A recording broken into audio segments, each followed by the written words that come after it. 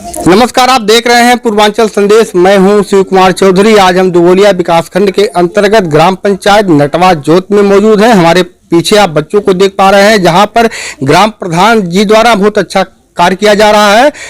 कार्य ये है कि ग्राम पंचायत में निःशुल्क कोचिंग सेंटर का संचालन किया जा रहा है विगत 1 वर्षों से, जिसमें लगभग सैकड़ों बच्चे हैं जो पढ़ने आते हैं। गांव के 2 अध्यापक को रखा गया है और उनके द्वारा बच्चों को निःशुल्क शिक्षा दी जा रही है। जो हमारे शिक्षक बच्चों को पढ़ा रहे हैं, उन्हें ग्राम प्रधान की ओर से उन्हें मानदेय देने का कार्य किया जा रहा है और समय समय पर बच्चों को कॉपी, पुस्तक और जो होती है कलम, इसका ग्राम प्रधान की ओर से वितरण का कार्य किया जा रहा है। ऐसा बहुत कम ग्राम पंचायतों में देखने को मिलेगा। ऐसा बहुत कम ग्राम प्रधान होंगे कि जहां पर लोग ऐसा कार्य करते होंगे। ऐसा कार्य करने वाले हमारे इस ग्राम पंचायत नटवा जोत के राजेश यादव जी एडवोकेट जी हैं।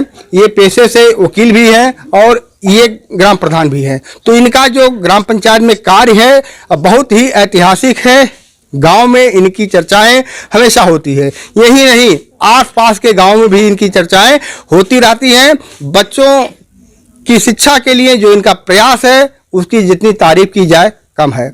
हम दिखाने का आज उद्देश्य मेरा यही था कि ऐसे हर ग्राम प्रधानों को आगे आना चाहिए जो हमारे वंचित हैं, गांव के गरीब हैं, किसी अच्छे स्कूल में नहीं पढ़ सकते हैं, वो प्राथमिक में या छोटे मोटे मॉन्टेसरी में पढ़ रहे हैं। उन्हें होमवर्क या जो शिक्षा देने की व्यवस्था है, उसको लेके इन ग्राम प्रधान का जो सहयोग है ये बहुत अच्छा है।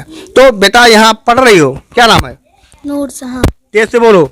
नूरजहां। अच्छा, नूरजहां जी कितने पढ़ती हो? 5 में। प्रधान जी द्वारा आपको हाँ। अच्छी दी जा रही शिक्षा? हाँ। कॉपी, कलम या पेंसिल भी दी जाती है? हाँ।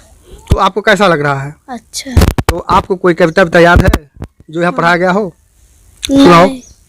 अब जागो जीवन के पर्वत वसुधा परोस बने बिखरे हिमकना सूरज क्षोभ उषा बटोरती अरुण का। तब जागो जीवन के पर्वत, तब नैनों की तारा समुद्र किरण दल में। बहुत अच्छे, बहुत अच्छे, बहुत अच्छे। देखिए, ये बच्चे हैं, होनहार बच्चे हैं और बड़ी अच्छी व्यवस्था है कि बच्चों को इतना याद है। आपका क्या नाम है? रोशनी। रोशनी जी कितने पढ़ती हो? 4 में। पढ़ाया जाता है? हाँ। कितने घंटे पढ़ाया जाता है? 3 घंटे। बढ़िया पढ़ाया जाता है। हाँ। कुछ याद है आपको? हाँ। सुनाइए।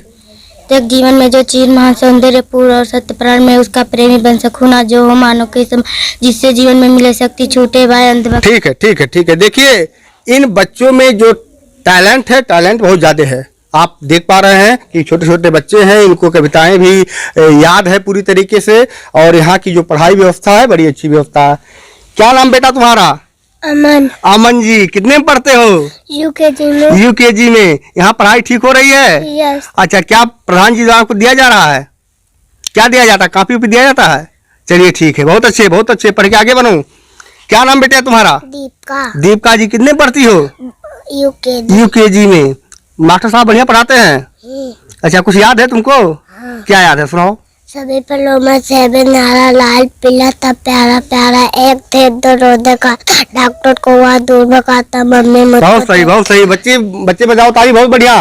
ये छोटी बच्ची है, कम से कम इतना तो सुना रही है। देखिए, इन होनहार बच्चों को बेहतर शिक्षा दी जा रही है। अगर आपके घर में छोटे बच्चे हों, उन्हें बेहतर शिक्षा दी जाए तो निश्चित रूप से इन बच्चों को मंजिलें मिल सकती हैं। ऐसा सभी अभिभावकों को करना चाहिए, क्योंकि अभिभावक अपने बच्चों को सही गाइडलाइन नहीं दे पाते हैं, इसके चलते बच्चे आगे नहीं बढ़ पाते हैं।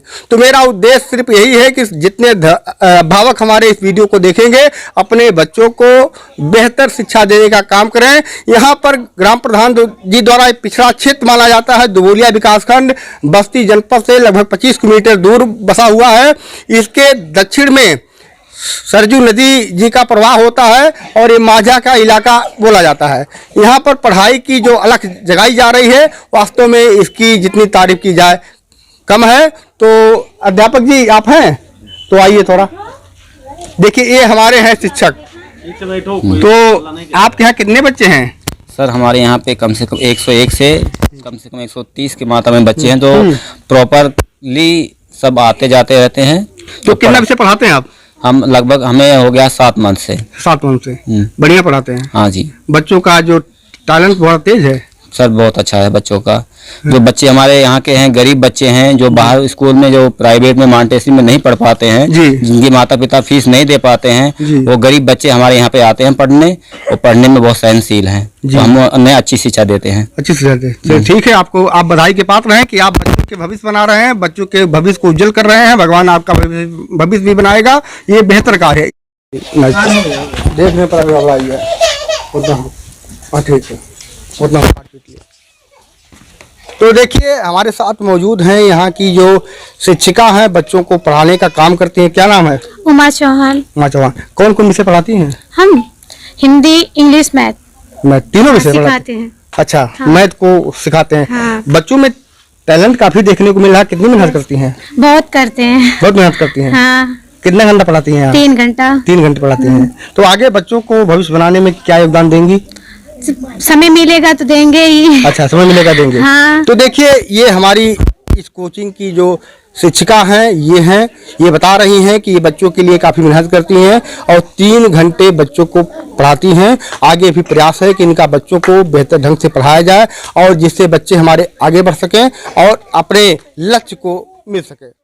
तो ग्राम प्रधान जी, आपका स्वागत है कार्यक्रम में। जी, बहुत बहुत धन्यवाद। तो प्रधान जी, आपके मन में कब विचार आया कि हमारे गांव के बच्चों को बेहतर शिक्षा दी जाए? जो बच्चे वंचित हैं, नहीं पढ़ पा रहे हैं, कोचिंगें नहीं कर पा रहे हैं, उनके लिए आपने व्यवस्था बनाई?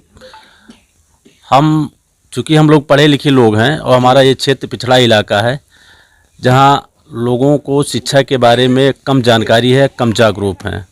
तो हमारे मन में एक सोच थी कि कुछ ऐसा किया जाए जिससे शिक्षा के प्रति लोगों को जोड़ा जा सके और शिक्षा से जो यहाँ के छोटे छोटे गरीब बच्चे हैं, जो प्राइमरी स्कूलों में पढ़ते हैं, कॉन्वेंट में नहीं पढ़ पाते हैं, जिनके माता पिता उनको होम ट्यूशन नहीं दिलवा पाते हैं, तो हमने एक छोटा सा प्रयास किया है कि ऐसे बच्चों को एज ए होम ट्यूशन के माध्यम से कुछ तैयारी की जाए, कुछ पढ़ाया लिखाया जाए कि ये इधर उधर न घूमें, इनके समय का दुरुपयोग हो और ये शिक्षा ग्रहण कर आगे बढ़ें।